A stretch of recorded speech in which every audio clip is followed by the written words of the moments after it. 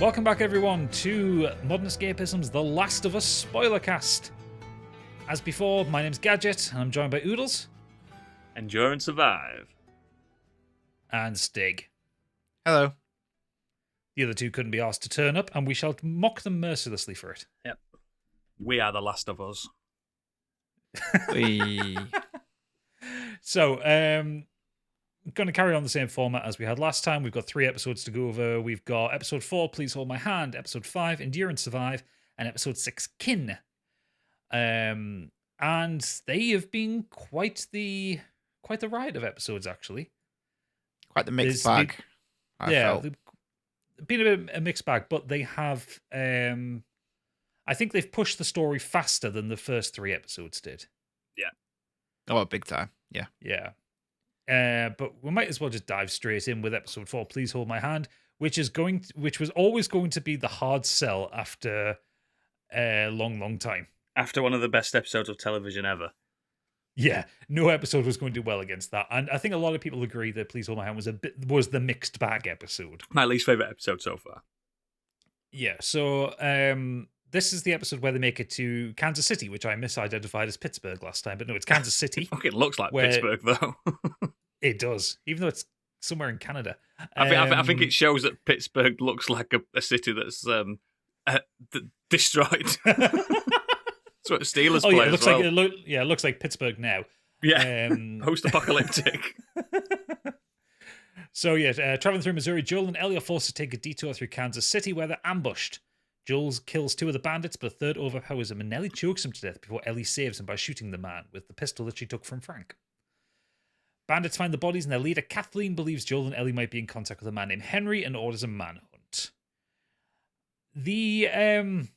So the opening of this episode is pretty much nailed on to what's in the game. Yeah. You had the section where they were kind of camping outside, and you got a nice bit of kind of character development between the 2 of them. And you also start kind of injecting a bit more of the humor into it again, because that's where, Ellie's found the pun book. Yeah. And she's reading out the puns. And I like that inclusion, because that was just a really throwaway thing in the game. Sometimes you didn't hear it, because you could stop it happening by start playing the game. Yeah. It was idle chatter in the background, wasn't it? Yes. Whereas this kind of really forced it in. And I think it's also kind of showing just how good a connection Pedro Pascal and Bella Ramsey have, because those moments of levity are really brilliant. You can genuinely believe that they are apparently offset. Them 2 were like incredibly close. Have you not seen interviews with them? The 2 look like an absolute fucking nightmare to control. Yeah, father-daughter relationship, but like imagine if your father wasn't as old as he's portraying. Yeah. Young dad. I mean, Pedro Pascal himself is just a big kid. Oh, he's such a kid. And she's still a kid. So the 2 of them get on like a house on fire. But yeah, I really like the sequences of them camping, and then we get the big drama, which is when they get to Kansas City. The highway through the city is kind of it's blocked up by accidents, and more skeletons for Stig. Yes, I did notice that. I'm appreciating every skeleton that we meet along the way. Skeleton Watch, a podcast within a podcast. Yep, exactly. Yep. You're gonna have to start rating these skeletons as well. So they detour through the city itself, and there is a guy there who's like claiming he's hurt. Joel tells Ellie to put the seatbelt on, because that's when they get ambushed by raiders, bandits, awful people. He knew. Well, because he says later in the episode, "I've done it myself." Yeah. And we get, I think, this is the first big shootout, I think, with humans. The only. I think so, yeah. Because the original, what was originally meant to be a shootout, they just used the infected, didn't they, in the museum? Yeah. Yeah. So, and I think what I noticed with this one, the sound of the rifles and the guns was ear-splitting. It was so good.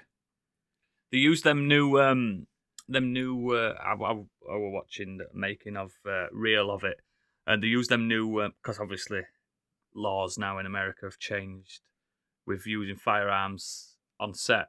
They've used them new, what they call like ballistic barrage things, where they're more like fireworks than guns. You know what I mean? It's all about the noise because they don't hit anything. Obviously, these and they sound good. They sound good. Yeah. We actually see most of the fight from kind of Ellie's perspective as she's hiding through in another room. And she's looking through, and I think this is definitely the first time that Ellie sees him kill someone who's unarmed.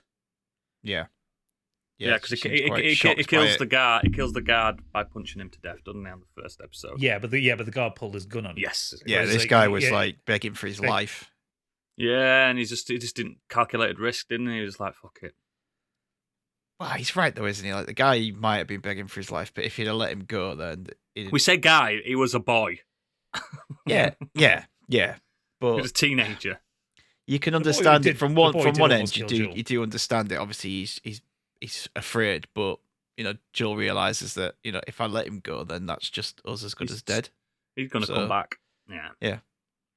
I agree. I did find the bit where he sent her through a hole in the wall to then open a door at the other side. I was like, that was very gamey, wasn't it? It was, yeah. There's quite a few sequences in Kansas City because you boost her through like an air vent or something like that, and she opens the door for you. Yeah, I do like that they keep throwing in these random little spots throughout the show that are like, that's very like what you would do in the game. Yeah. Still waiting for him to push her on a pallet and some water. I think that's probably going to be a last episode thing when they get to Salt Lake City. I also like this bit where you have this kind of quite quiet moment with Joel and Ellie in a diner a little bit later, where the two of them where he's kind of counseling her on kind of death and murder and that he's done awful things in the past, like stuff that kind of really wasn't talked about in the original game. That was more of Last of Us Part 2 kind of stuff. Yes, it was. It was more of a flashback one from Part 2. And he also does that thing where he's like, you can have a gun, but you got to put it in your backpack. And she immediately puts it in her pocket. Yes. I think he knew she was going to do that. Absolutely. But yeah, it's nice that he kind of has that conversation with her, and he kind of explains like what him and Tommy did effectively to get to Boston. There were traffickers, weren't they, in this story of the game? They were human traffickers. Yeah. They did some heinous shit. All for food. Yeah. And bullets. Yeah, we get introduced to Kathleen as well, who is the leader of this raid. Now, this is a new character. This is a new bit of the story then, because when you get this in the game, they're just generic goons, aren't they? They're not even like organized. They're just marauders. Cannibal. There's cannibal things as well in the game where you read stories where the vet people. Yeah, but that's not these people in Kansas. That's later down the line. No, even these, because I've just been playing it as well. Yeah, it mentions it. It's not outwardly like shown, but yeah, and there's even in this bit, there's people saying, "Oh, I had to eat him," but it's what he would have wanted, not the cannibal tribe later on. Yeah, I kind of like them putting a bit more into the enemies other than just being faceless goons. They were called the Resistance, weren't they? In this. Yeah, like I'm not going to go into like storyline spoilers, but The Last of Us 2 did that a lot with kind of the chatter you heard as you were wandering around the game world. So good that when they're crying when a dog gets killed, going Daisy, no. Yeah, but do you know what I mean? Like you're not. It humanizes. You are rooting for Joel and Ellie, but at the same time, you just kind of also push to realize that there are other people in this world who are just looking after themselves, and the show getting on with shit, aren't they? Yeah, they're trying not to make them just look like cannon fodder. Yeah. So Kathleen, I thought she was played really well. She's played by Melanie Linsky, who, for the life of me, I thought she's familiar for the longest time. Turns out she was Rose in 2.5 Men. Yeah, which I'd forgotten about. But so yeah, she's an original character created by Craig Mazin. And he said, just reading off Wikipedia here, Mazin compared Kathleen to Madame Defarge from Charles Dickens' A Tale of Two Cities. I could see it. A revolutionary who becomes terroristic due to cruel circumstances, which allows the audience to empathize. Yeah. And she played that role really well because, and Pip pointed this out when we were watching it, she was fucking terrifying and she never once raised her voice. I don't think she was. She was like that. I think she was that cold, calm, calculated kind of scary. I think she was didn't terrifying. Find her scary. I think she was personally. terrifying only in the way because she had like Jeffrey Pierce's character in the background and stuff with her, all these other men with her that respected her. And it turns out, obviously, we know why later on, but I think those people made her scary because she had an army behind her. Individually, I don't think she was scared. I don't even think that doctor was scared of her. I think definitely in world, I think she was quite scary. I think she, or at the very least, people feared her enough to be wary of her. And I'm not sounding redactive or anything like that. I think it were almost comedic that how she spoke and stuff and how she acted, and I don't know. It kind of threw me off a little bit. I was a bit like, oh, I didn't. Yeah, you're not the only one. Like I didn't feel like that, but I have like read musings from not that side of the internet. Yeah, it's nothing to do with the fact that she's a woman. Yeah, like people who are perfectly reasoned with their arguments on what they didn't enjoy about. Like if they had someone character with the caliber of like the lady who played Tess in charge of this, I'd be terrified. Do you get what I mean? I think there's two different types. She reminded me of, I don't know, like a nurse, a nasty matron at most, at best. Like, oh, she's a bit nasty. Maybe that's what they're going for, something a bit different than other than the hardened bitch, for a better word. Yeah. Yeah, Linsky herself said she wanted to play the character as soft-spoken and delicate to juxtapose the violence she's capable of. Mm. Because you get that scene where she's interrogating the doctor on the location of Sam and Henry, and then when she doesn't get an answer, she just pulls a gun and kills him. Yeah, well, she she's doesn't kill him quiet. then, does she? She goes and thinks about it. Then she comes back and Yeah. kills him, which is that I was like, oh, that's now. Then she is a bit more serious. I'm like, okay, but I still think the character like drew me out of it a little bit. I was like, this woman's nothing. I think the next episode she was portrayed better. Yes, I agree. I think it came across a lot better I agree. in the 5th episode When she spoke about her brother and stuff. And what she does with the people they've rounded up and stuff like that. Yeah, I agree. Which we'll get to in a minute. I think this was. I think some of this stuff kind of suffers with it. I think this has been the shortest episode so far because it's only 45 minutes. Yeah, the pace is rapid.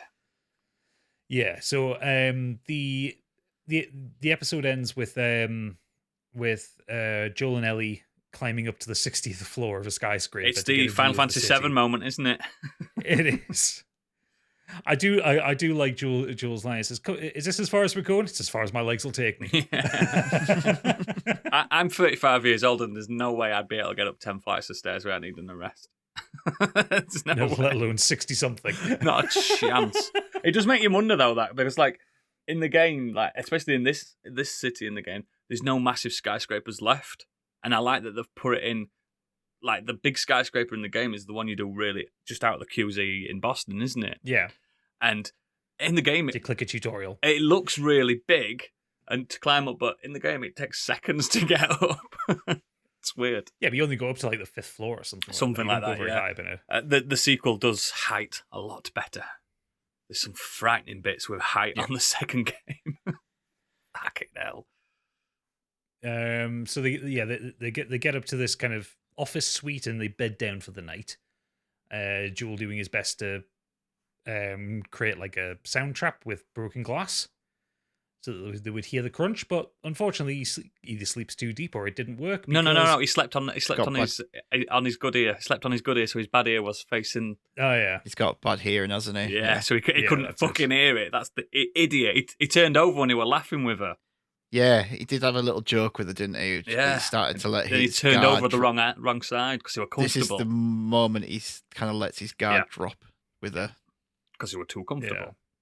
Yeah. But yeah, so wakes up with a young boy pointing a pistol at his face, and that's where we end the episode. And that's where I went, that's Henry. In my head. Yeah, it's Sam, actually. Sam, sorry, yeah, that's Sam. In my head, I was like, that's Sam. That's the boy. Yeah. We knew that. Episode 4, it's been definitely the worst episode of the series. However, it's not bad. It's good. It's still a very good episode. Good. It's an 8 out of 10. 8 out of 10, man. Yeah. Well, but it was ranked never higher than long time. Gone to IMDb. Ah, yeah. You see, he had significantly less gays in this one. That's probably why. Honestly, I just look at because I've got them up now, and I'm just like, how, like, oh, come on. Still mad about that, which is a shame because, as we say, it's one of the best episodes of TV ever created of anything. Anything. But we move swiftly on to a much chunkier episode. A much better episode. 5, Endure and Survive. Oh, this episode's good. Yep. So this is the one where we get the full introduction to Henry and Sam. And they work together to escape the city using some underground tunnels that only Henry knows. And then shit kicks off in the suburbs. Yep. Massively. Mm-hmm. So we kind of start off. We have this kind of tense standoff with everybody, where it's like, I'm not going to shoot you, I'm not going to shoot you, I'm not going to shoot you, all that. Put your guns down. We do get a change here in that Sam is deaf, which he wasn't in the game, and they have a deaf actor playing him as well, which I like.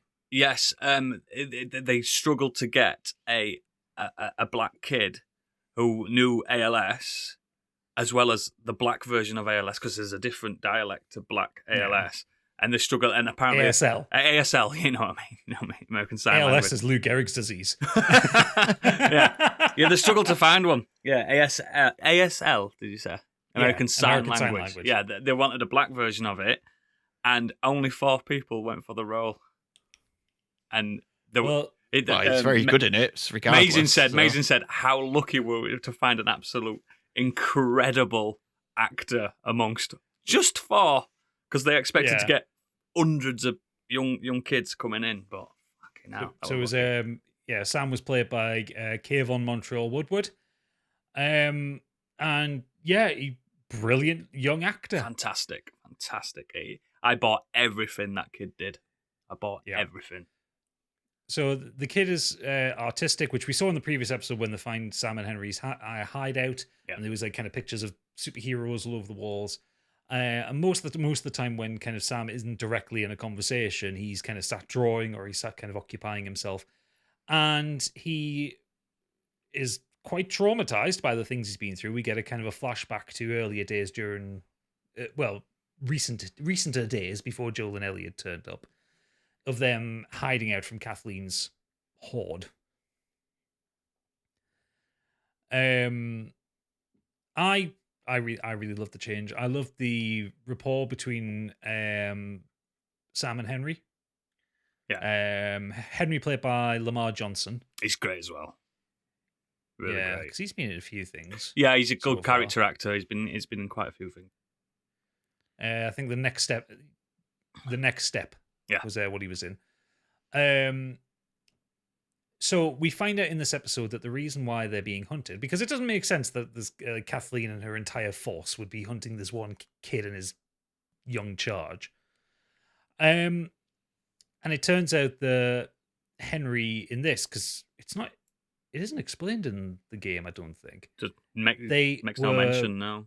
Collaborators, they were collaborators with Fedra. Snitches get stitches. Yeah. End up in ditches. But he was doing it for the right reason. Yeah, because in this version of the story, Sam had leukemia. Yes, he needed so he medicine. was doing it to get the medicine. But when Kathleen's, so he basically ratted out and caused Kathleen's brother, who was the leader of the revolutionaries, to be captured and executed. Yes, so it's a revenge. It's a revenge. It's a big fat fucking revenge, and she's tearing apart Kansas City to find him. Even to the point where I forgot his name already. Tommy's voice actor in the game, big beard, handsome guy. He's saying Perry. Yep. He says we'll follow you, and he clearly doesn't want to put all these resources into this, but no, it's a respect thing, isn't it? I think they loved her brother so much because he started this resistance that they'll follow her into gates of hell. Do you know what I mean? Regardless. Yeah. It's almost like the need to be told what to do. Yes. Oh, we've lost our leader. Someone stepped up, or no one else did, so we'll just follow her. And whatever she wants. Yeah, because he even says, doesn't he? He doesn't. She says now, and he's like now. Yeah. Like he doesn't want to do it there and then. Yeah. But like he's quite reluctant. Like you say, he's quite reluctant to. He's trying to be the voice of reason for her. I think this is where the scary part, the fear that she inspires comes, because we have a sequence where she's in her kind of childhood bedroom, and kind of reminiscing about her brother, and then she's saying like, "We will find them tonight, and we will do it," and yada yada yada. And he is scared of her in that moment. It's also very like, wow, that she's been in that city ever since childhood. I mean, that is her home. There's a bit more to it. A lot of Americans travel quite far and wide, don't they, from where they're born? But that is her childhood home, and she's being protective of the home and her brother's memory as well. So she gets way more complex in this, and I start liking her a lot. But we don't get much time to like her much longer. No. I think she's specifically designed to be unlikable, even if she is slightly sympathetic. One of the most heartbreaking scenes that we get, where they're escaping through the tunnels that are underneath Kansas City, they find this area where it looks like there had been a school or a creche or something where children had been playing. A home, wasn't it, really? Did you notice how one of the drawings, it said Daddy, was of a policeman? Like a guy in SWAT, and just to show, like the other side, the Fedra, they had family too. Trying to really play with the audience, isn't it? It's just, I do like how they recreated that nursery from the game in the sewers as well. That looked. Yeah. I didn't think they'd do this, and then, unlike with the game, and this is where I think this show's got a lot more time to do this because it's less action orientated.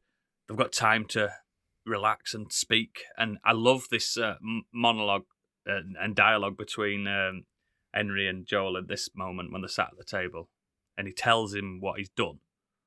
Yeah. And Joel's like, "You fucking snitch." He still can't get past it, do you know what I mean? Even though he's like, "You're not in the QZ anymore," do you know what I mean? You still can't get past that someone's ratting people out to Fedra. Yeah. I guess it's that 20 years of survival. Yeah. If Ellie wasn't there and Sam wasn't there, he'd have fucking stabbed him in the neck. Yeah. I like this moment, though, because you get the opportunity for Sam and Ellie to be kids.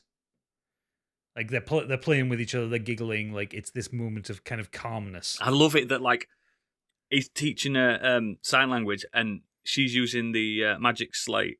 I had one of them when I was a kid as well. I love magic slate so much.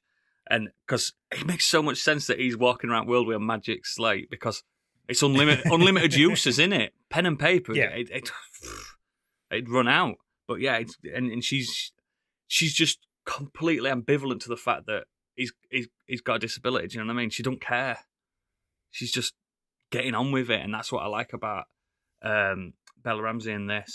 She's just shows she's really good at playing a kid when she's not a kid. She's got that innocence to her as well as that potty mouth as well. I think it's really good how she's a completely different character when she's with Sam than when she's on her own with Joel. It's fantastic. I think it's great acting, and people moaning about her makes me sick. I mean, every episode she's just getting stronger as an actor. She's like, so good in this. The performance is incredible. She's such a big sister to him, and it's immediately. You know what I mean? It's so good. Yeah. So they leave the tunnels and they get out into the kind of the suburbs at night. We get a almost one-to-one recreation of an action sequence from the game. My least favorite sequence in the fucking game. I love the sniper rally in the game. I love it. Such a pain in the dick, this bit. It's it's at daytime in the game, and I think it actually works better at night in this. Yeah, absolutely, yeah. So I like the twist to this bit as well compared to the game. Yeah, so they happen upon a street and that's kind of heading downhill, and at the very bottom of the hill there is this house. In the attic of the house there is a man with a sniper rifle, and he is taking pot shots at them. So Joel, ever the industrious one, sneaks around the side, gets in, kills the guy, and takes the rifle, just as Kathleen's people do. But don't miss on the most important interaction here when he gets to that and he sees it's an old man, and he realizes why they've not been shot, because he's fucking terrible shot. And then that old man turns and looks at him, and Joel says, "Don't do it, because he knows that man's had enough. he don't care. He knows he's not going to win in a quick draw.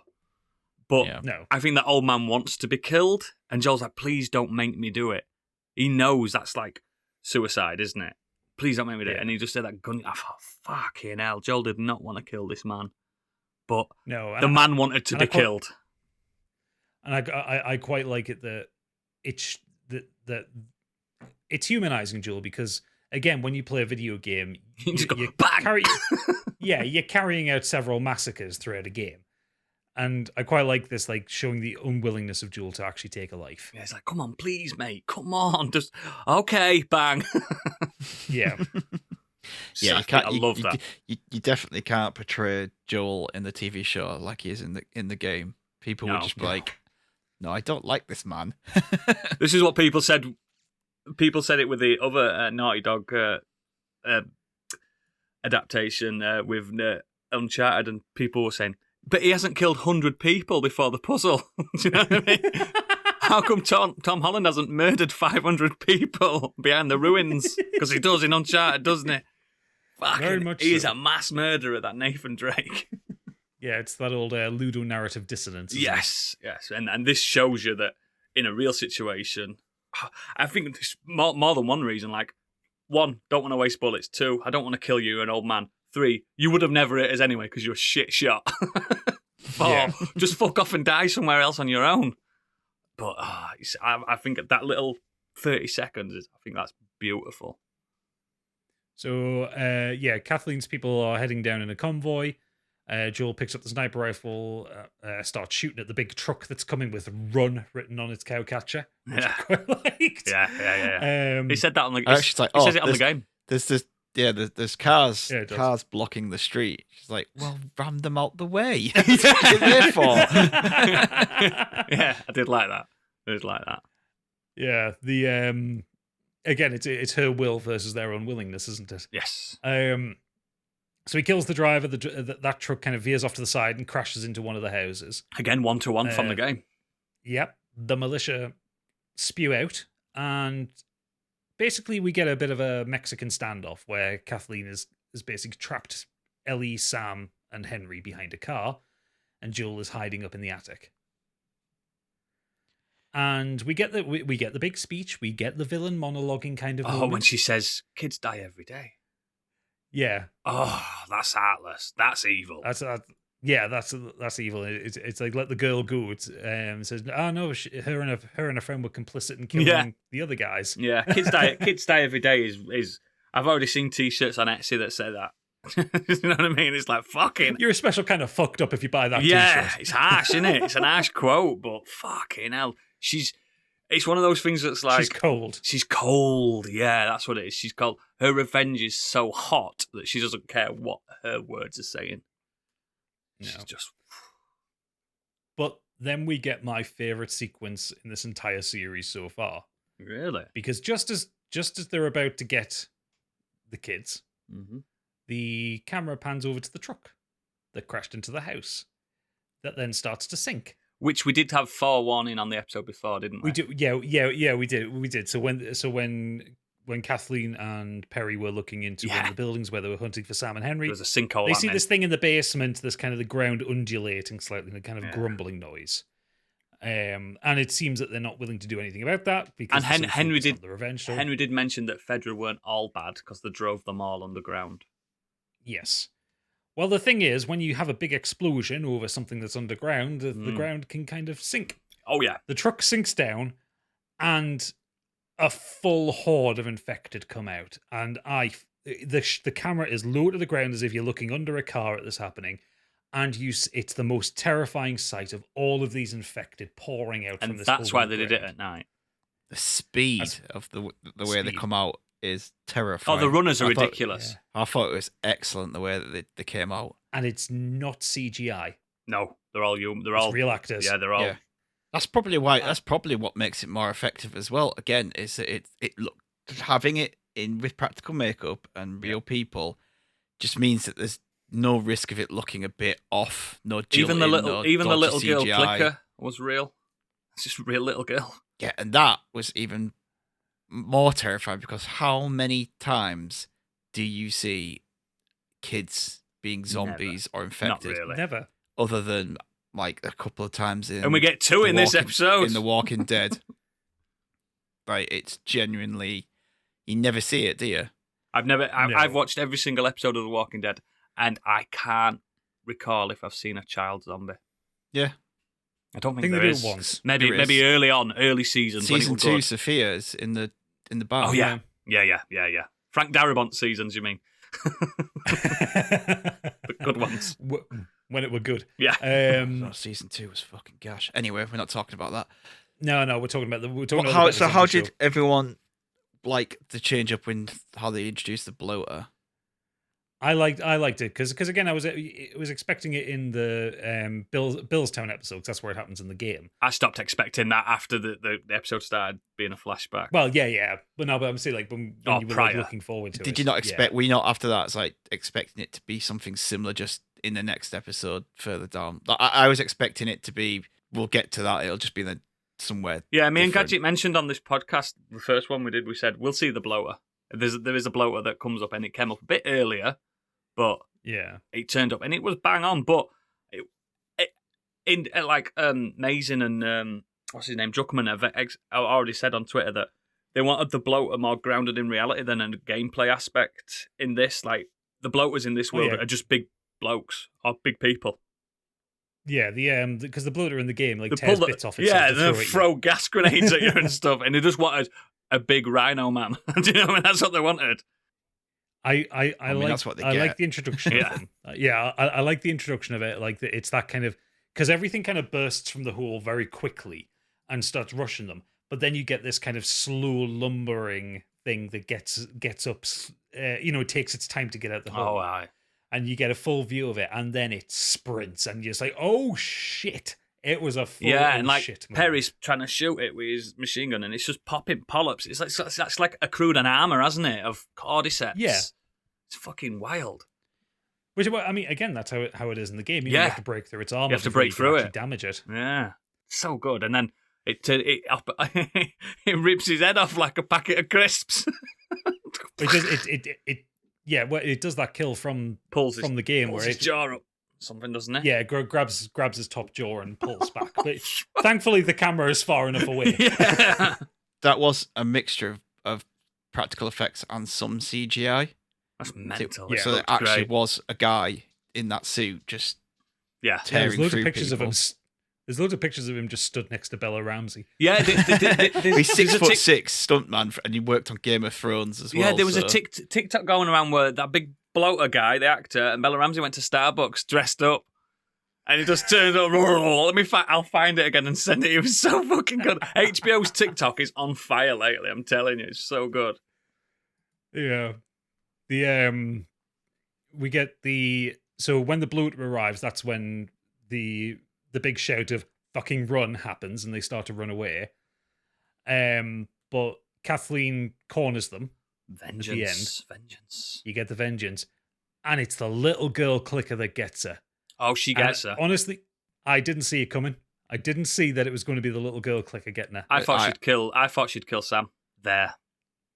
It's ironic, isn't it? After a whole kids die every day. Yeah, and then a kid kills her. Gets perfect. Kid. Yeah. It's Shakespearean. It's perfect. Love it. You know the town they're in as well. They built all that. Yeah, the cul-de-sac. Yeah, they did. Yeah. Yeah, because reading that they couldn't find a suitable street to do it on to dress up. Can we destroy your street, please? Built it. I'd have let them do it. They built it near Vancouver or something like that. Yeah. Yeah. Well, I mean, there's probably plenty of like rundown neighborhoods and places in America they could have filmed it on, but they just couldn't find one that worked right. Yeah. Well, there was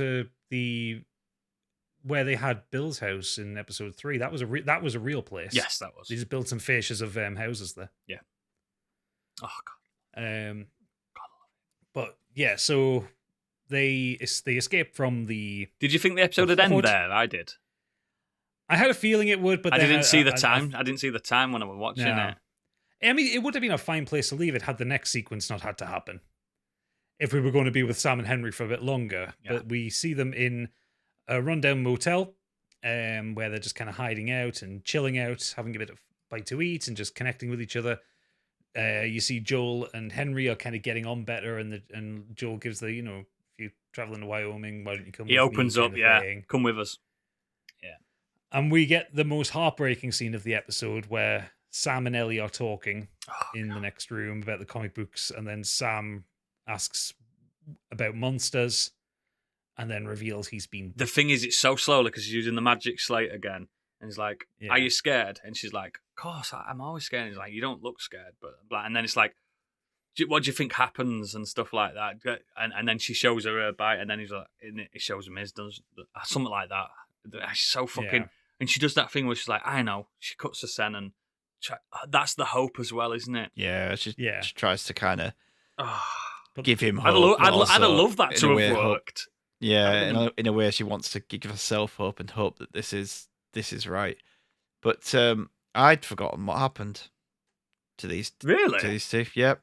This is one to one with the game. This bit, isn't it? I know, but I'd completely forgotten what happened with with the characters. So it was all kind of new to me again because I genuinely couldn't remember what happened. Wow. Oh, that must have been such a shock. And it's that Sam asks Ellie if she'll stay awake with him. Of course, she says yes, which is just fucking heartbreaking. Yeah. She wakes up. She's obviously sat by his bed all night. Wakes up in a chair, sees Sam sitting by himself on the bed. Gives him a tap on the shoulder, and he's turned, and he turns around and he attacks her. Do you know what's so good about that? Right? He's deaf. Yeah. So he didn't hear it when she got up and said. You know what I mean? And it shows that this is what frightens me a little bit. There's still the human inside the cordyceps. You know what I mean? There's still the essence of that person there. Like, being infected doesn't cure your hearing. You know what I mean? You're still deaf. I think that's fucking... Well, yeah. I think there's something to that. There's a bit more to it. Like, it's like, yeah, there is something still of humanity inside. Because they keep asking, are you still... is it still part of you? Are you still in there? Are you still in there? And that's like, yeah, he was kind of still in there, obviously, because he was still deaf. The thought of being still in there consciously, it's but frightening. Not being able to do anything because this entity has taken over you and controlling you, but you can see and understand everything going on around you. That's the idea that could so be scary. happening is so scary and terrifying. The thing is, though, like, if she'd have got up and just walked into the living room and not disturbed him, sat there, he wouldn't have moved because he's deaf.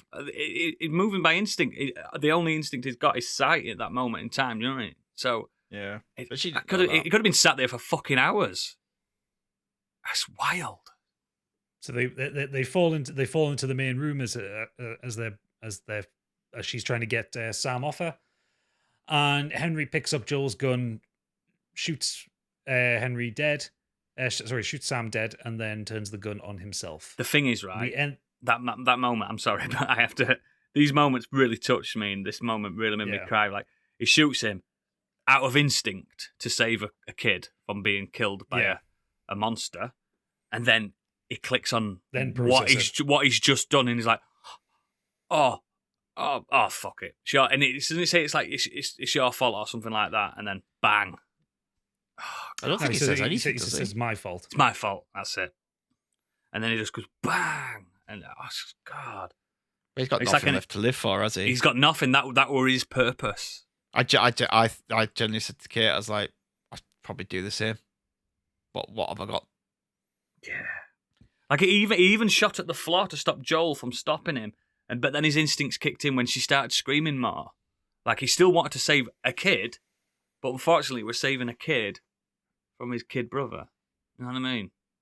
Yeah, it's heartbreaking, man. It's fucking brilliant, though. And I think this is also most impactful as well when you get to see the camera pans to Ellie, because this is the first traumatic death that she's seen in this series, and she makes the first traumatic death as a character. She does a little whelp, doesn't she? She's like, oh, yeah, it's proper good. So they bury the bodies, which we never saw in the game, did we? We just skipped. Don't see that in the game. To the next season. And Ellie writes sorry on the. I thought it was going to say endure and survive. I think she didn't want to put that in there because he didn't survive. No, but it was kind of. I think she's saying, "I'm sorry that my blood didn't work." Yeah, it was, but that's just what I thought she put because it was like that was a moment between them. But yeah, like obviously, I'm sorry works just as well Yeah.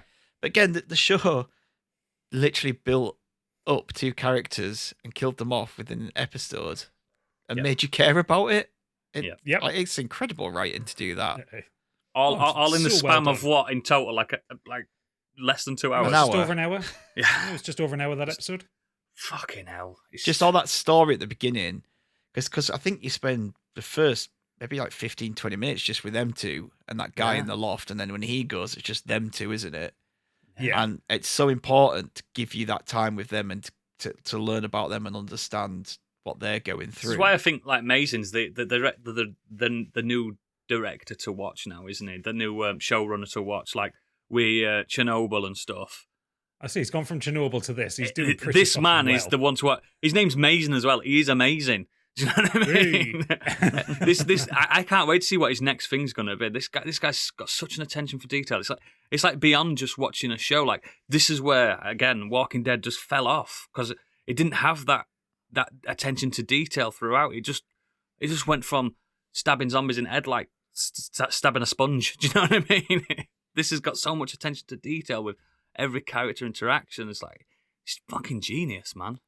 Just absolutely genius. just looking back at Craig Mason's career, he's properly pulled himself out of the doldrums. Apparently, he was bad though, weren't he? Originally, well, so his first film was Rocket Man. Then he did Senseless. Then he wrote Scary Movie 3 and 4 and Superhero Movie. Wrote The Hangover Part 2 and Part 3. It was all about like Chernobyl, and everyone's like, "How has one of the best TV shows ever come from the guy who wrote these films?" But I think when he's got time and budget always maybe he helps. knows how. Maybe he just realised actually drama and horror is. I'm actually good at that, and I should just step away from the shit comedies. Yeah, I'm not funny.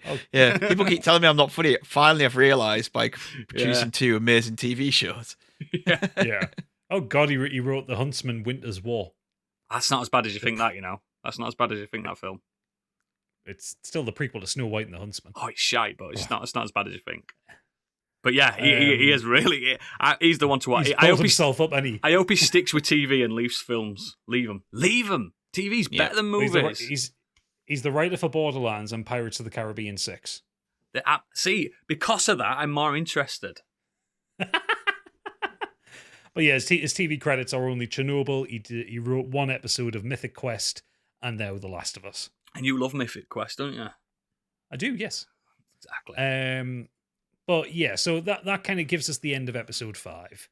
A heavy episode, lots of action, lots of drama, lots of tears. And then we get to this week's episode, Kin.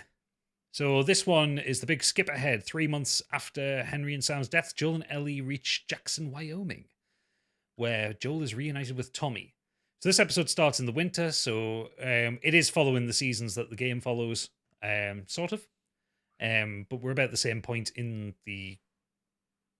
We get to winter about the same point as we do. It wasn't winter in the game when they went to the dam. No, true. It was end of autumn, wasn't it? Yes.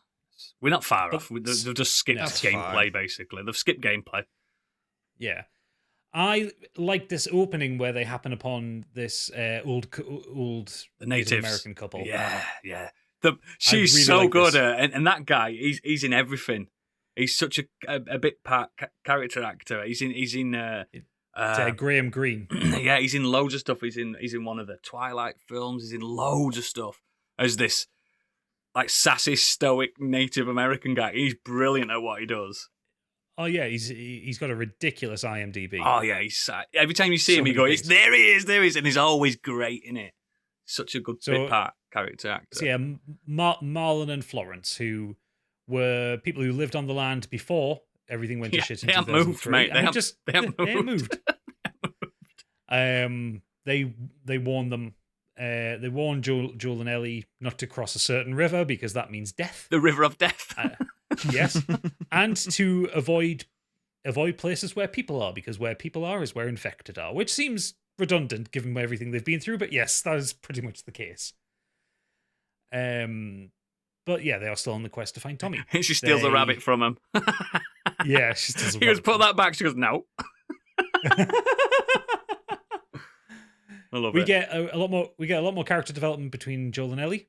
Joel has his first little panic attack moment as well, which is alluded to later. Yeah, I had to correct someone on Twitter, like, oh my god, they're making Joel have heart problems. I'm like, it's not. That's a panic attack. Obviously, you've never had anxiety or panic attacks in your life. That is a perfect representation of a panic attack. They do feel like heart attacks to some people. They do to me. Yeah. We get our first little HBO blooper as well in this one. Yep. Oh. Which is so when you're getting those when they're heading towards a bridge, and you get the kind of the wide helicopter shots of the snowy landscape. On one of the shots in the bottom left-hand corner on the riverbank, you can see the crew. Oh, that explains this TikTok I just watched about that very shot. But instead of crew, it's the orcs running to Isengard. Take it.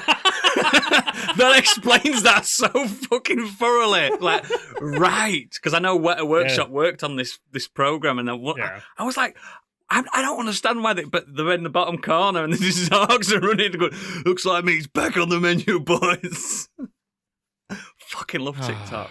How can they not capture these in these big like budget TV shows? I don't know. Look at Game of Thrones with the coffee cup. Well, I'm wondering at this point, is it just an Easter egg? Yes, I reckon it is, me. I reckon leave it in. Let the nerds what they find could it. say, what they could say, just come out now and go, no, that's people following them. Yeah, and you can get away with that because you could just say, no, that's people following them. Well done. Well, did you not know that this is a documentary? That's a documentary crew. No, I don't think you can see equipment with them. I'm not just see people. They could just see anybody. People.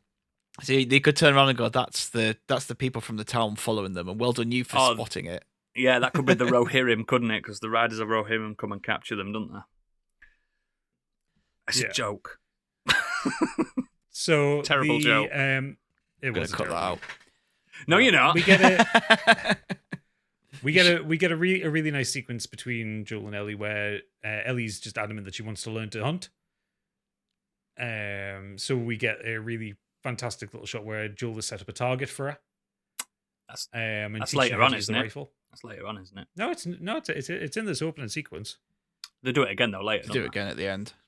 Ah, that's it. Yeah, they do it again because it says like loser or something on it. Asshole. Yeah, that's near the end of the episode, isn't it? That bit. Oh, so it is. Yeah, sorry, I'm getting turned around. Because he gets Tommy's gun, and it's a better rifle. No. Yes. Yeah, the beginning part. This is where they kind of bivouac down in a cave. Yeah, they do that. They do that rotating shift, but he didn't want her to do the rotating shift, but she still did it anyway. No. And she went, "I was good. I mean, it happened. It worked." And he's like, "Yeah, it's true," because he's deaf as a post. That man. Yep. We get we also get like the Ellie backstory that she's really interested in space. Oh, when she said all she had was the ocean and the walls. And she always just looked up, and I was like, yes. My favourite moment in the entire series is that moment, the lift-off moment. Yeah. Joel confesses that, if he could, he would just have a ranch with some sheep on it, which Ellie mercilessly mocks him for the rest of the episode. So they carry on. They find the dam, which is a fucking red herring. I was expecting the dam to be where he finds Tommy, because that's where he finds him in the game. She goes, damn. So funny. Which she does in the game as well. I know she does, but I still think it's funny. She goes, damn. And he's like, it's perfect 14-year-old humor. I just think every time I see a dam now, which is not very often, I'm still going to do it. It's a pure joke. Pure one-worded joke.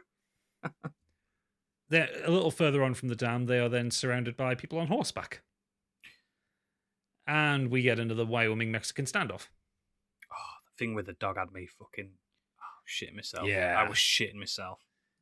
So it's how do how do we know you're not infected? Yada yada yada. Here we've got this dog. It'll smell any infection on you. It goes up to Joel and gives him a sniff, and then they send it to Ellie, and it is the tensest sequence. I will think the camera is focused on Joel all the way through. Yeah, and never his looks face, at Ellie. his face.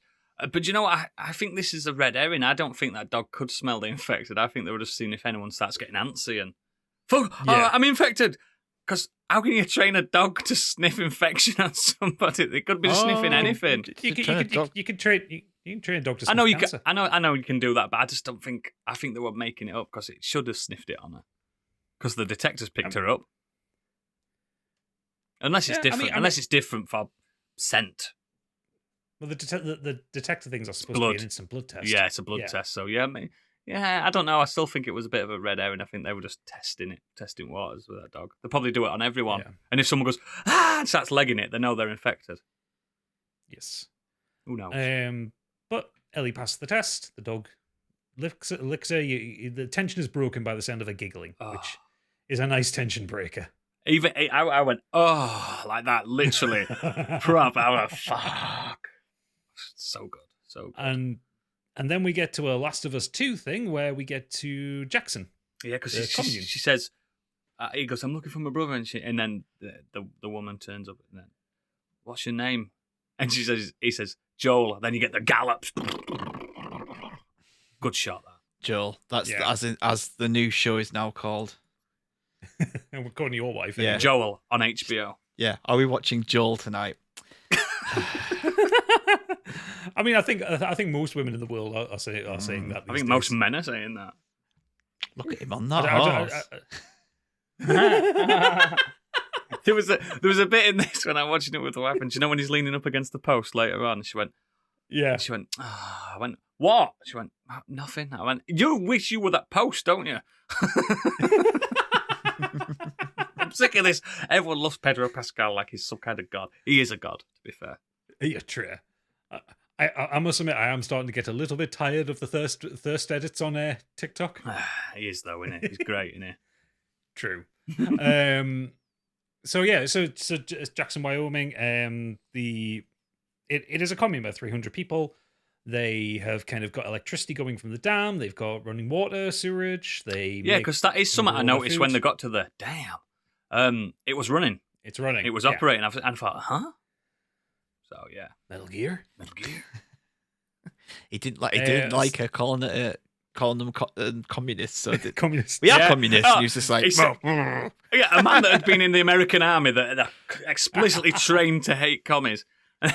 He's just going, oh no, I am a communist. The interaction is like Ellie says, so it's like communism. He's like, well, no, it ain't like that. He says, no, it is. This is a commune. We're communists. His face was priceless. Worth pointing out, Joel's brother Tommy's played by Gabriel Luna. He's a lot better in this than he was in the first episode. He was. He got some time to stretch his legs. It's the guy from Terminator, the baddie Terminator. Oh, we kind of missed over, just skipped over that bit, the bit where they see each other again. That was really. Tommy. Yeah, I thought it was really emotional. I thought they did that really well. It was good. Yeah, I thought it was really, really, really well done. It's also, I mean, this show is full of rare moments that you don't really see in modern TV these days, but a rare moment of male vulnerability and male emotion. They were just so happy. That was love. And he's like, and he goes, I came to rescue you, and they both start laughing. That's so funny. Oh God, that's so good. Yeah, good to pick that up, Stig, because that was a beautiful moment. I think that's up there with like my favourite moments in the series so far. Just not being afraid for two hyper males to be boys again, to be young boys again, and because you like I can attest to this. I've got a little brother, and we were thick as thieves as kids. We hugged each other, and we were best friends. And I don't see my brother now, and I barely talk to him. And that moment made me like choke. I'm like, fuck, there's nothing stopping me from being close to my brother apart from us being assholes. And it's powerful, man. It's good. Yeah. Some good shit. We get Tommy's wife Maria, who's she played by her from True Blood. Retina Wesley. Yeah, she's so good in True Blood. Yeah. So she kind of gives you the exposition dump, explains about the place, how they got started. Yep. And also gives the explanation of why Tommy stopped answering Joel on the radio. That they don't want people to find them, and they don't want to broadcast from their local tower. Which makes fucking sense. Yes. Makes a lot of sense. Absolutely. Can't argue with that logic. Did you all notice the little hint of Dina? Yes. Yep. From The Last of Us 2 in there? Same clothes. I did. Same clothes, and also emulating that point, that little bit of incidental dialogue from the game. Yes, where when she first met her. Yeah, so Ellie's chowing down hard because it's the first meal that they've had. And there is a sequence early on in The Last of Us 2 where she talks about the first time she saw her at the commune, saying, "Who's this? I saw this and thought this. Who's this skinny girl stealing all the beef jerky?" Yep. Posted in our Discord earlier. Very good little nod to the game and to the dialogue in the game. This is the first time I've seen on Twitter, of all places, where no one's moaning about Maria being a black woman instead. You know what I mean? I was like, whoa, because she's really good as Maria, and there's no difference to what race she is and stuff like that. Yeah. I expected it as soon as I saw the change. I was like, here it comes. But no, I think she was perfect as Maria. I like this version of Maria because in the game she's very abrasive. She's almost like an antagonist. Yeah, she seems like a baddie. But in this, she's more like just someone that wants to get by. Yeah. And so Maria takes Ellie aside so Joel and Tommy can catch up, and she gets her out, gets her a nice hot shower, gives her some new clothes, and even in a move that I really enjoyed, a moon cup. Yeah, it's good to see. I had to be explained of what a moon cup was, but I got adequately explained by my wife in great detail and depth, and now I'm an expert on moon cups. Yes. But just this is two moments where we've basically seen like it's realism for women surviving. Well, it's different for women surviving in a situation like this because of that extra biological function they have that we don't. Yeah, which is such an important part of womanhood in general. Yes, and that is a solution as opposed to, as we mentioned last time, tampons which go off. Yeah, and I've been assured that they can be reused once cleaned. Yeah. You boil them and reuse them. Oh, I had a lesson that day, guys. I had a lesson.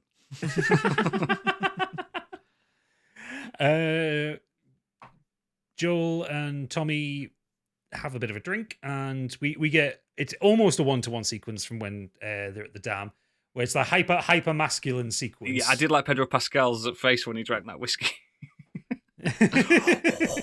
Do you know what I mean? Like, yes, because I can imagine if you'd gone this long, Gadget, without your precious whiskey, you'd be like that as well. Good whiskey as well, it's Gentleman Jack. Very with real whiskey. ice as well. So they get the argument. Yeah, this is basically it is the hyper masculine moment of the game. Yeah. I think it's word for word. I'm pretty sure I've read. It's not word for word. There's changes obviously to do with the pregnancy because that never happened. Okay, but like that wasn't a thing in the game. Majority of it is meant to be. Yeah, like Maria never got pregnant in the games. So there you go. But yeah, very very well put together sequence, and that gets kind of resolved later, where we see Joel in a workshop. While the rest of the town is having... Well, actually, no, Joel walks out and he sees a girl with kind of big, wiry, curly hair like Sarah's. Did you notice I think that girl helped his panic attack rather than... I think she caused it. I don't know. It looked like he was coming out having a panic attack, and then he started focusing on her and daydreaming. Knowing full well it can't be his daughter, but he was like thinking... That would be my daughter now as an adult, and I could be a granddad at this age. And I think that kind of got him out of the panic attack in a way. But that's how I read it. He sees that girl? Yeah. I just read it as he saw someone that looked like his daughter. She looked about the same age to me. Just looked like a... No, she was an adult. She was definitely an adult. So she had a kid. She had a kid. I felt like he were thinking she'd be this age now, and she looks like she's got the same frizzy hair, and... I could be a granddad by this point. Because at this point, Sarah will be 34. Yeah, I just think it calmed him down personally because his panic attack stopped after that woman walked off. I really... I'll have to watch it again to really get a sense of that. See that moment for me, I read that as that was the panic attack. That caused the panic attack, or at least it enhanced it. Mm-hmm. And that's where he made the decision that Tommy should take... that was definitely the point where he did make that decision, yeah. Because he's like, I am breaking down. I can't run anymore. I'm deaf as a post. He hasn't even got good shoes. Do you know what I mean? He couldn't even fix his own shoes, could he? That's the problem. He just felt like he couldn't take the sole off. He felt like a lesser man. Yeah. It was Yeah. good. Fucking powerful, man. I think Pedro Pascal in this episode, that's his fucking... That is where he's super acting in this episode. Oh yeah, where you get that next sequence between. Oh, so God. most of the town watching a film, but Joel is in a workshop trying to resole his boots, and failing miserably. Yep. Tommy interrupts him, and Joel breaks down. Yep. Explains that Ellie's immune, that he doesn't feel like he can keep her safe, that he's having panic attacks, that he's not as strong as he used to be, all this kind of thing. And the level of acting from Pedro Pascal here is off the fucking charts. I've never seen him like this. I'm worried for him. I know. You just I've never seen him this vulnerable in stuff like, certainly don't get it in Mandalorian. No, because he's got his fucking helmet on. But or in Narcos, or in fucking what's it called? The fucking Game of Thrones. No, the Golden Circle. What's it called? Kingsman 2. Yeah, Kingsman 2. No, I don't think he would have got away with crying in that one. No, I just think this is one of his finest hours. Yes. So Tommy reluctantly agrees to take Ellie to the University of Colorado, which is where they believe the Fireflies are. He tells Tommy everything, doesn't he? He does. Mm. Ellie overhears all this and storms off. Yep. As is expected. And then we get the one-to-one recreation of the hardest scene to watch in the game. For me, anyway. Which is the bedroom scene, which the bedroom is 100 one-to-one recreated from that homestead that they find. Yeah, it's just a different place, isn't it? That's all. Yeah, maybe that was it then. The one that's the. That is 100%. What? Apart from like 2 lines, I think, but yeah, it's all one-to-one. The changed. What line is it? There's some. They basically they brought forward when she mentioned Sarah. Yes, yeah. He says one more word, something like that, doesn't it? And in the game, it's slightly different.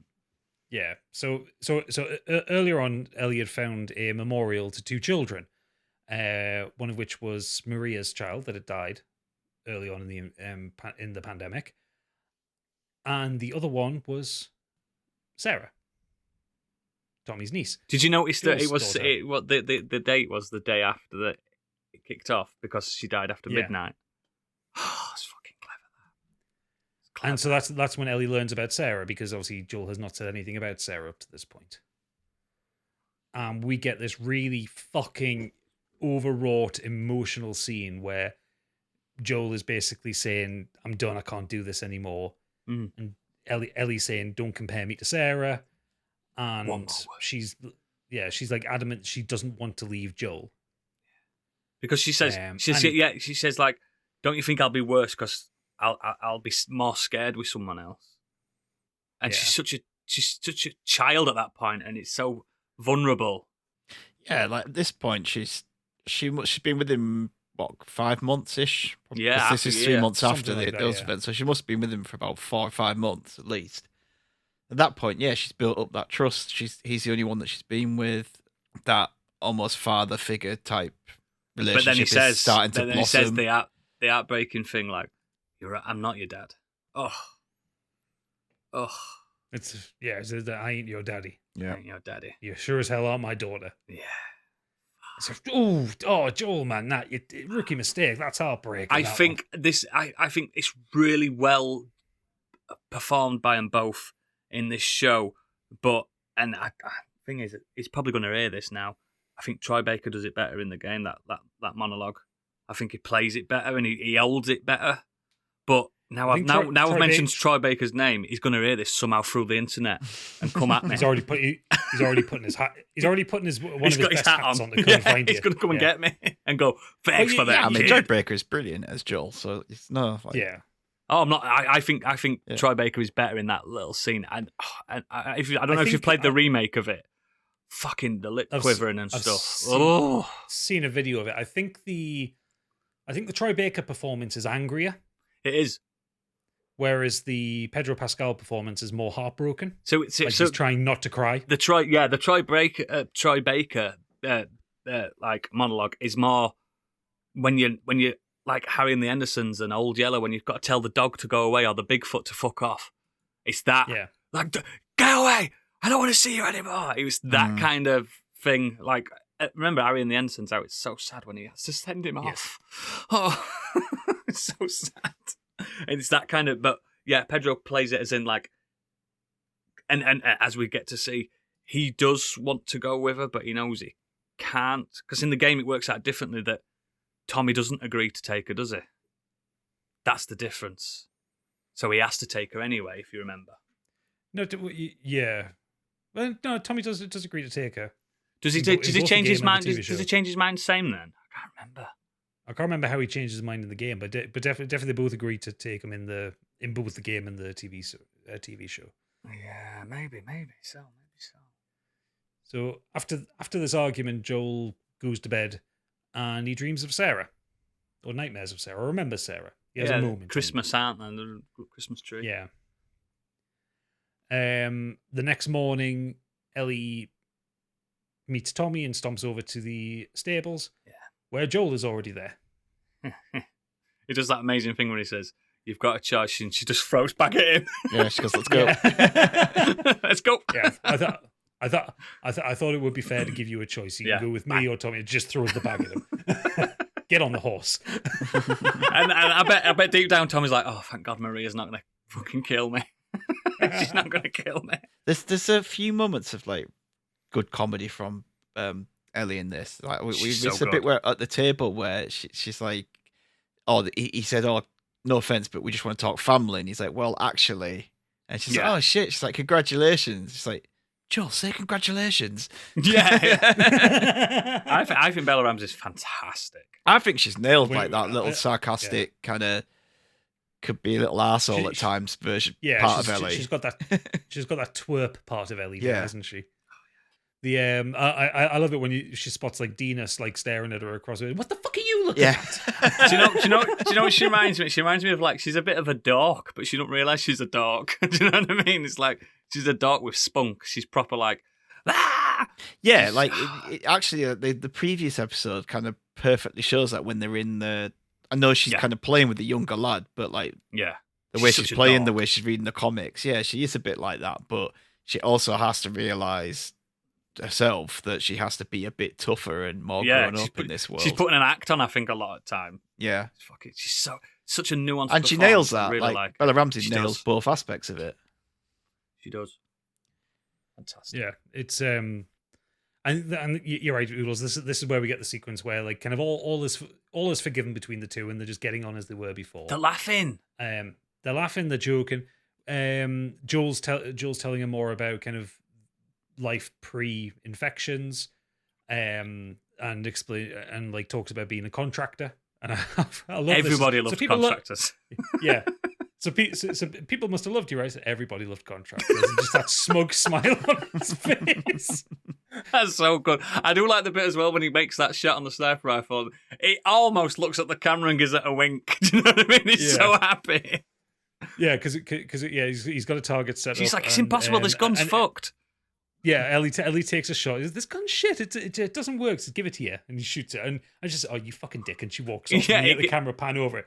Big target which has asshole on it, and he's shot right in the middle of the H. Yeah, that's the one thing about Joel. He's still got his visions that he's number one now. He's deaf as a post, but he's still got his sharp eye. Yeah, it's good. And then we get to the University of Colorado, which I didn't realize how well they'd modeled this in the game. Oh yeah. Because everything is fucking perfect. Yeah, it's exactly the same. But that's what the university looks like, doesn't it? Yeah. So the University of Colorado sequence in the game is a very long, drawn-out sequence of stealth and combat. This is kind of truncated down. That's very fast. Because I don't think they needed to troll through clicker encounters through the dorms. They also did the thing where, like, in this, they just found a map pointing to Salt Lake City. In the game, you had to find documents and a tape recorder, and then you had to escape, and then he falls on the rebar. You know what I mean? There's way more to it. The monkeys is bang on, though. The monkeys is bang on. Oh, the monkeys is great, yeah. They spot some monkeys which Joel assumes must have come from the science department. Yeah. They explore the kind of the admin building, see that there would have been looks like there have been doctors there recently. Yeah. But all the fireflies are gone. They've bugged out. Yeah. And as they're preparing to leave, they spot four naughty boys. Marauders again, aren't they? We think they are. Yeah. They stealth their way out. They almost get to the horse when Joel doesn't hear one of them coming up because he's deaf as a post. Oh, I do like that because in the game that's not a thing, is it? There's nothing to do with his hearing. But in this, in fact, he's got super Joel senses. Yeah, he's a mutant. He's actually a mutant. He can see through walls. But in this, that vulnerability makes it so. This is why he's not a killing machine in this. You know what I mean? He is a vulnerable man, and that I did not see this coming. This proper blood. I was like, I know he gets injured, and I know this is the moment before the real winter in the game. But I thought he was gonna fall down the stairs and then rebar like he does. But no, I thought that would happen. So this guy attacks him with a baseball bat. They kind of fight around. He snaps the baseball bat gets snapped on the side of a tree, I think. Yes. Then they get kind of in close into fight, and Joel turns around, snaps his neck. Yeah. And as he turns around to look at Ellie, he looks down and he sees the broken end of the baseball bat is in his gut. As opposed to in the game where he falls off a balcony and lands with rebar pipe. And you've got to pull yourself up, haven't you, and then crawl out, and it takes about 15 minutes. Just fucking horrible. Yeah. It kind of annoyed me when he pulled that out because he should know, as a survivalist, don't pull it out. Have you ever had the top end of a baseball bat in your gut? Because I reckon that's an instinct thing. I reckon he didn't realise what he were doing. I think he should know not to pull it out. But whereas everyone knows that. But the fact that in the game you go through rebar and he has to pull himself out, so he can go, works better. Yeah. Yes, for me. I agree. It'd have been better if he'd have fallen onto a fallen tree branch or something and had to pull himself up, pull his body off. I agree. Yeah. I genuinely agree, but I think they were just doing it for pace and time and just get past this university because it is a real slog in the game. This bit, it is. There's a lot of generators, isn't there, in this pack? A lot of generators, a lot of clickers, 2 bloaters as well. Yeah. So they escape the others as they chase up, and they get kind of out of Colorado City.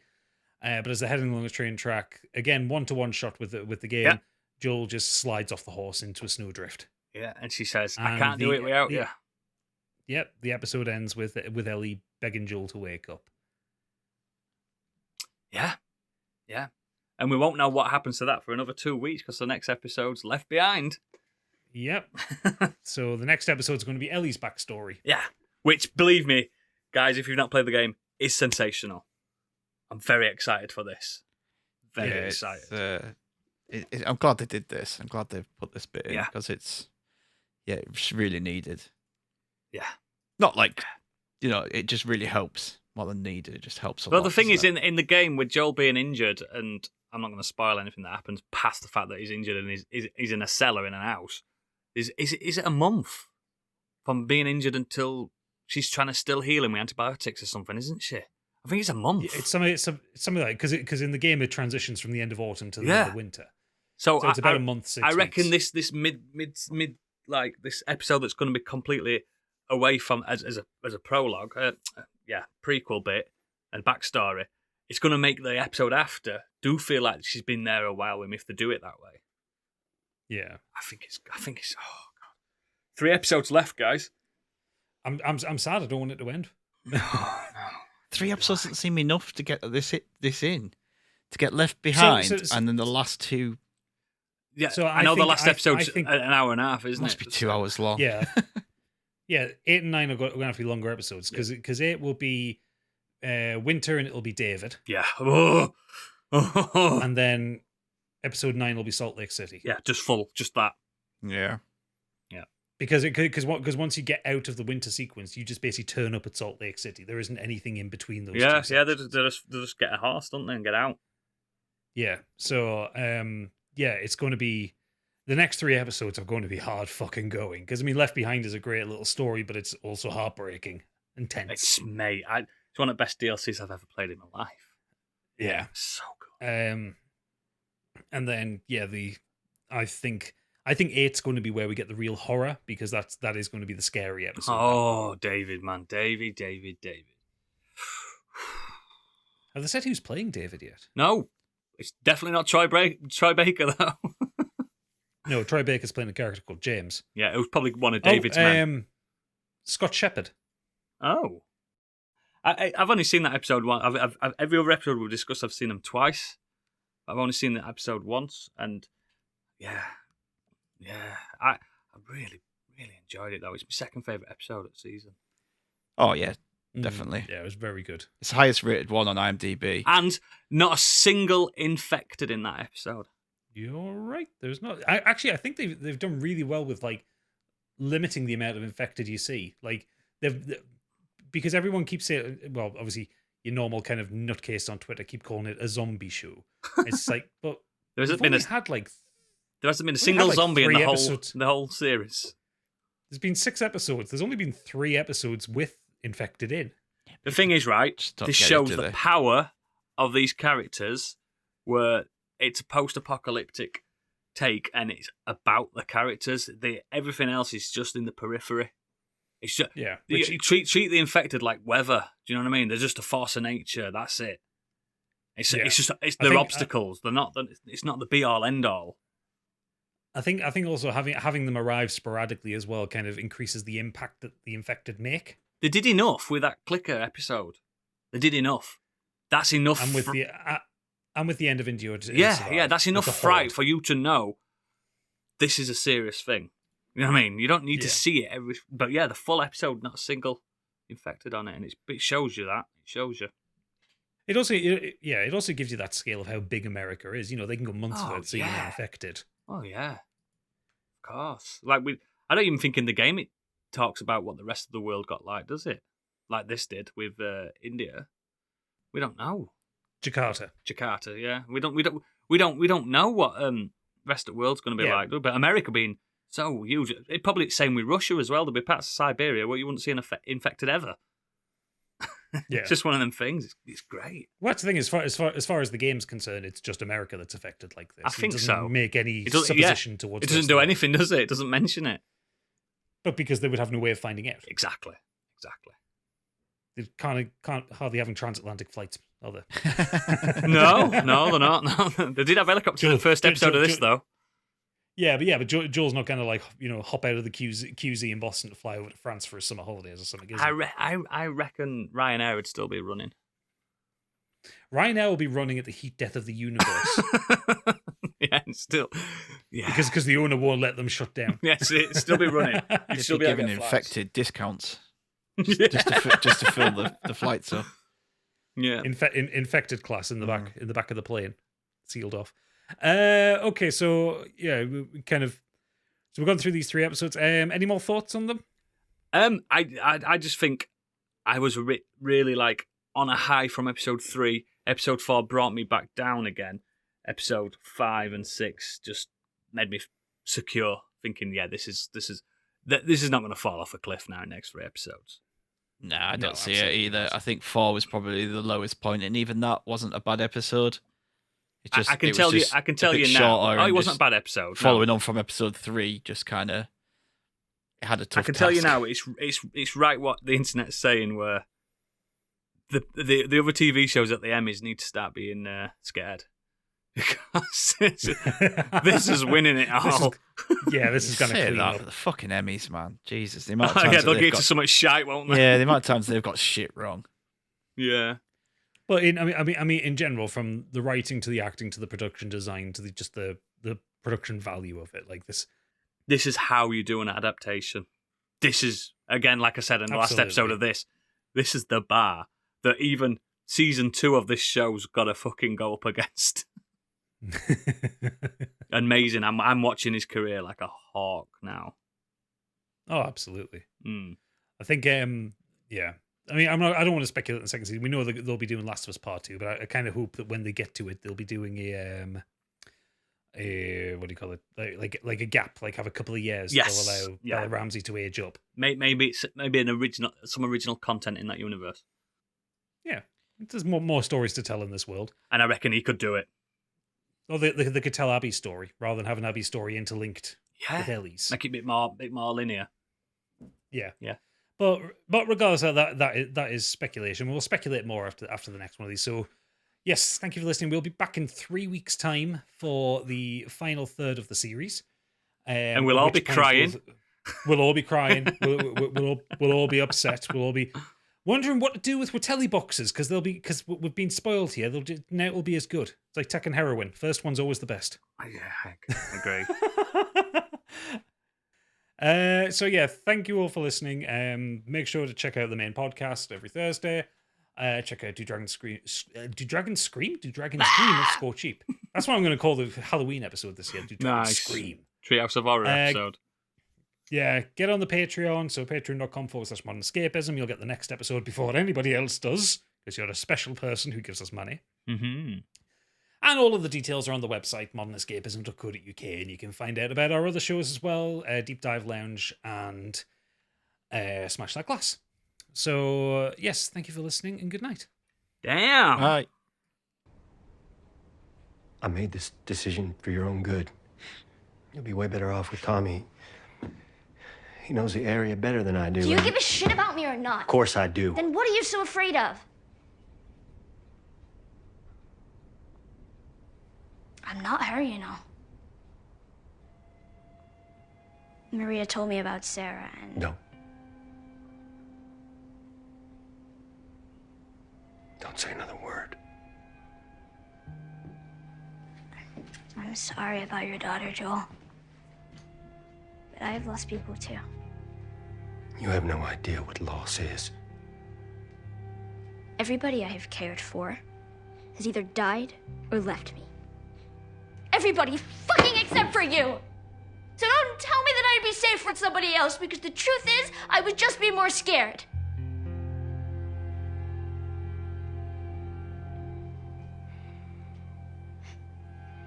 You're right.